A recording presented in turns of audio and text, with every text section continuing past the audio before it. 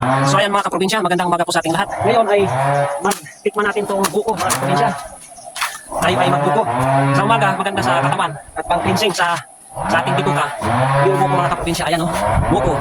So sa siyudad mga kaprobinsya, napakamahal ng buko. Pero dito sa probinsya, dito lalong-lalo na dito sa ating area, libreng-libre ang buko. Libreng-libre ang buko mga kaprobinsya. Tingnan nyo, oh, fresh harvest to mga kaprobinsya. Ngayon, kakainin na natin mga kaprobinsya. Samantalang sa siyudad mga kaprobinsya, bukod na sa hindi na siya fresh harvest kasi tinatravel pa galing mga probinsya yung buko. Hindi na siya fresh at bibilhin mo pa. Pero dito sa probinsya, libre yung buko mga kaprobinsya. So tara, tikman natin.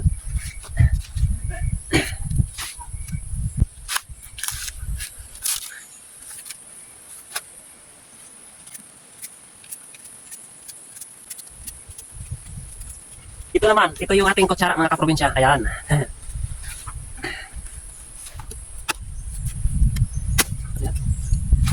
So ayan mga kaprobinsya, oh, saktong pagkabuko. Ayan oh.